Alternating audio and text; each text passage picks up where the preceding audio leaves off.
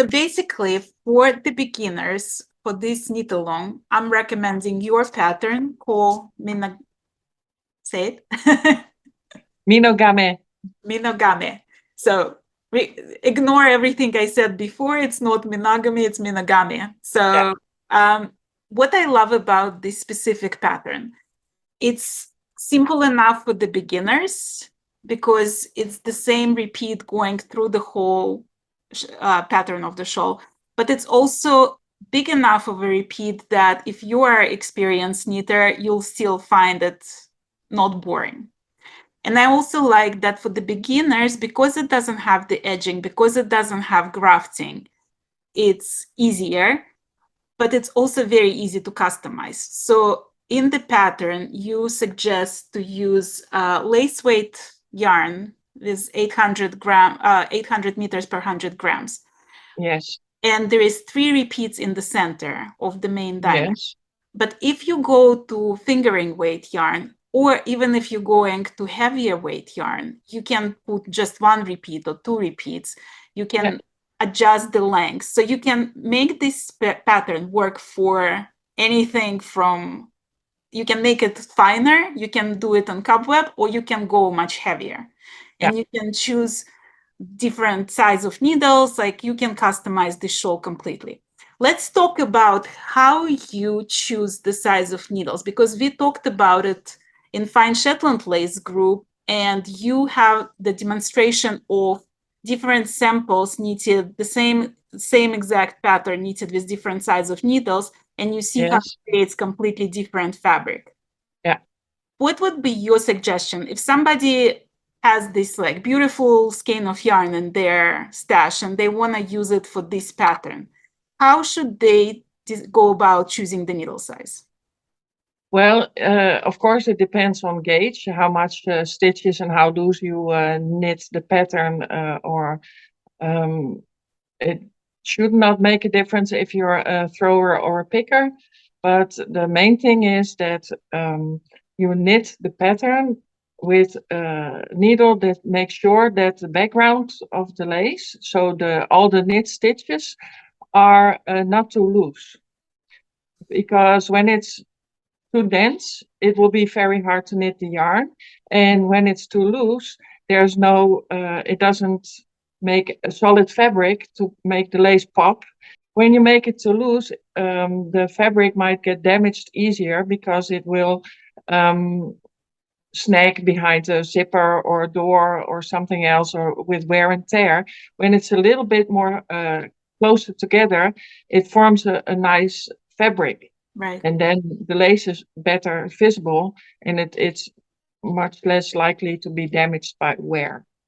But we also talked about how like we all very different knitters, right? Some people are much tighter knitters, some people like me are very loose.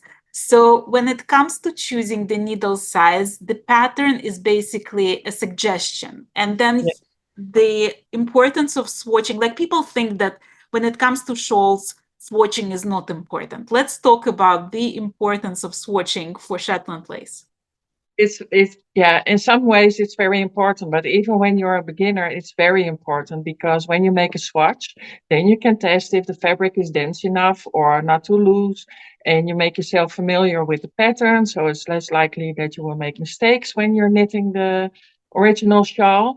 And you can see if the color works for you. If you're a daytime knitter, you can almost use anything. But if you're a night knitter like me, after work and after dinner, then it may be a bit more convenient to use a lighter yarn. The lighter yarn is a bit better, because then you see what happens when you knit the lace. And to get back to the needle size, the yardage was 876 yards, or 800 meters per 100 gram. And so some needle sizes I don't even think about, like below 2.5 millimeters. I don't even go there. And larger than 4, I almost never knit larger than 4, not even with regular lace or with fingering. I would choose between 3 millimeters, maybe 3.25 or 3.5. So that will make, even when you're a loose knitter, the fabric doesn't starts to suffer from gravity because it's hanging down, and then the fabric goes bleh. That should not happen. But it doesn't also need to be too dense because it needs a bit of a breathing.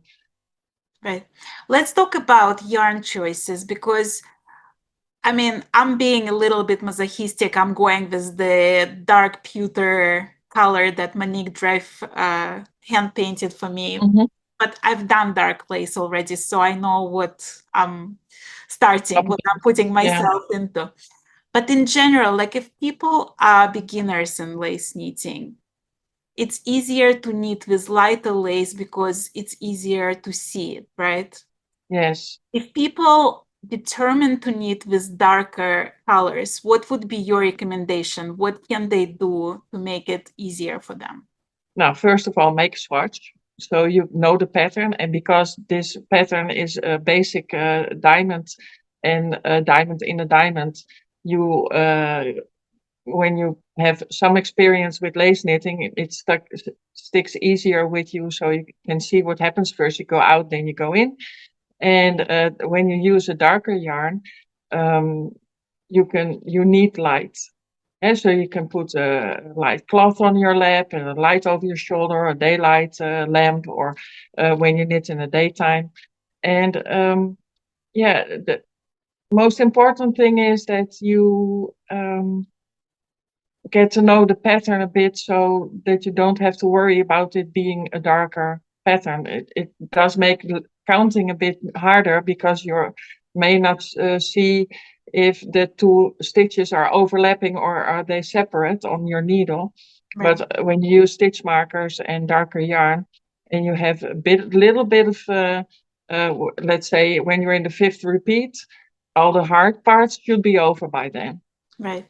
Well, another thing that people can do to make it easier for themselves is to choose the needles that has contrast color to the color of the yarn. Oh, yeah, So, absolutely. Yeah, so if you have like dark yarn, knitting with silver color needles will probably be easier. Or yeah.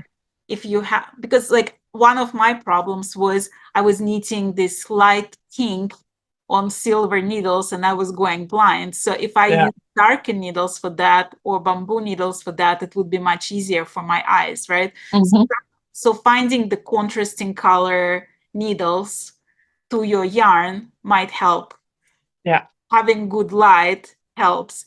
Having stitch markers helps. So let's talk about stitch markers. Do you have favorite for lace? Yeah, I recently, almost 2, 3 years ago, I was on Etsy and there's Rebecca's room and she has those tiny, really tiny metal rings.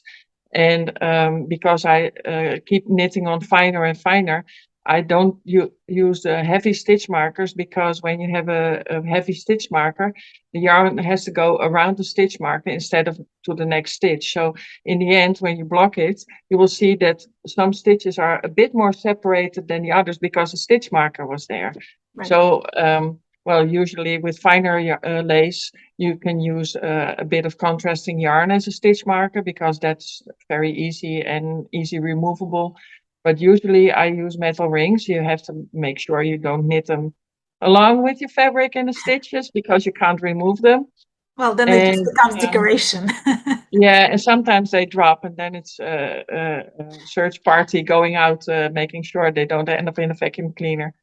And well, yeah, stitch markers are very important because when you knit lace, it's I always say in my class when I teach lace, it's rhythm. It's all about the rhythm. It's tu, tu, tu, tu, tu, tu. And then when you because when I designed Minogame, it's all in a straight line and it doesn't move over or goes to another section. The stitch markers are always in the same place. The pattern is always in the same place. It's very effective. And that means that the stitch markers will stay in place too, because on the return row, you have to knit lace also, and they need to be in the right spot. And Well, I'm, uh, let's go a little bit into that. So the difference between other kinds of lace and Shetland lace is the fact that you need lace on both sides. So this particular pattern, you start the first rows, the odd numbers of rows go from right to left, and the even rows go from left to right. So if you guys knitting this pattern, just please keep it in mind. Don't start. Yeah. May I make a remark, because I have the pattern in front of me. That's why I'm looking below. I made sure that for this pattern, especially for the starter knitters, that the return rows are indicated with a touch of gray. So all the return rows have a gray shade. Doesn't mean anything other than that it's a return row.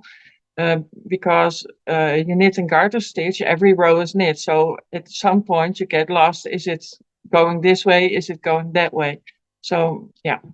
And another trick you taught me, actually, and you mentioned it in the pattern, that you can put green color marker, let's say, at the beginning of the first row, and this way you will know where the front of the pattern and where the back of the pattern, which rows are even and which rows are odd. So, and also, usually, it's not my trademark or anything, but when I design a shawl, I usually go with the cast on that way, and then I almost always do one return row so that the yarn with the cast on is hanging on the right side.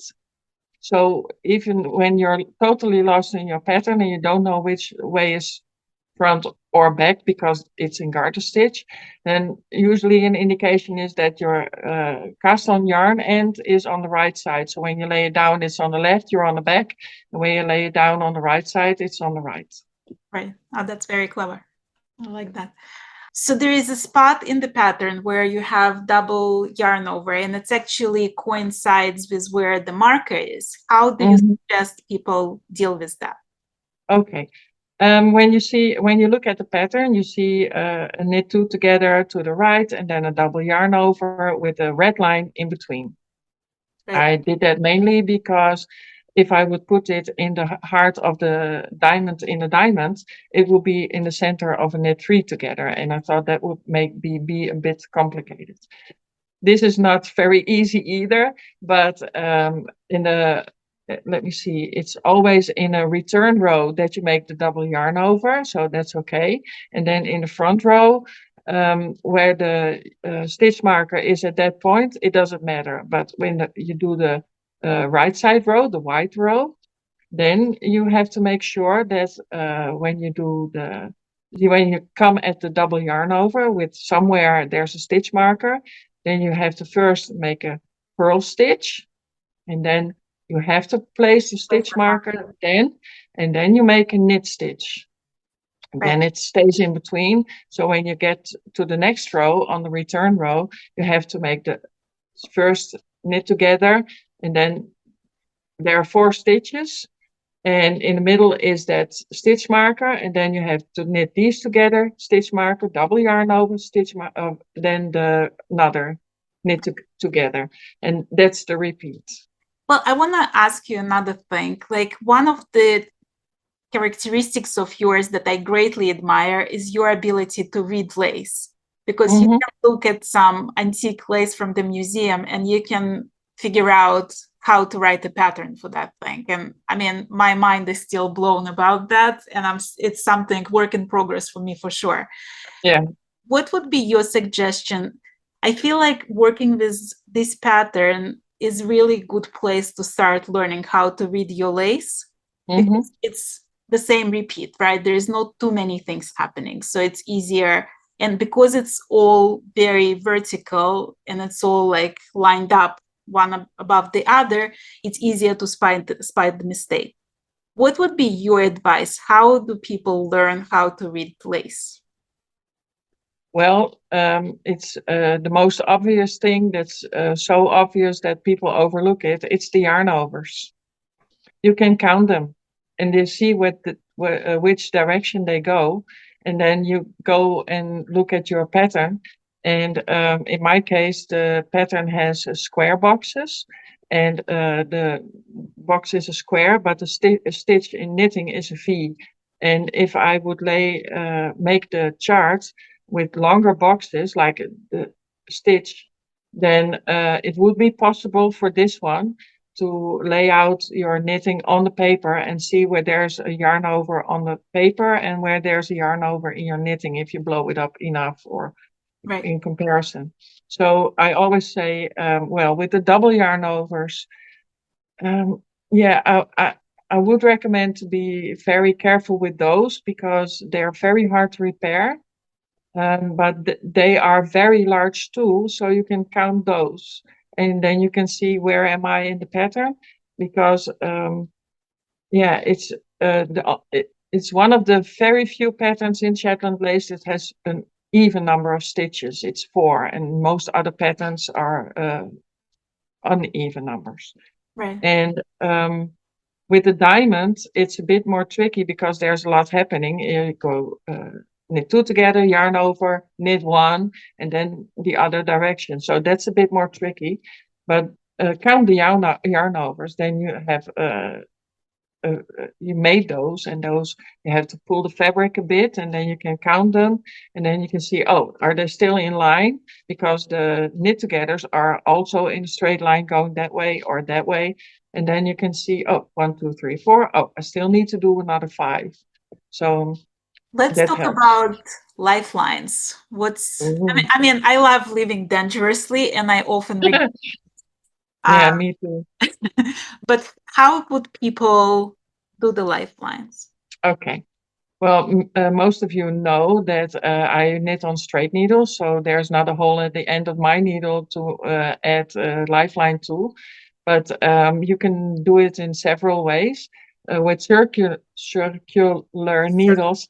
Yeah, some of them have a hole on the end because they're interchangeable, and you can put yeah. Some people use floss or silk or embroidery yarn or another contrasting yarn. It needs to be contrasting because you don't want to knit it together with the other stitches.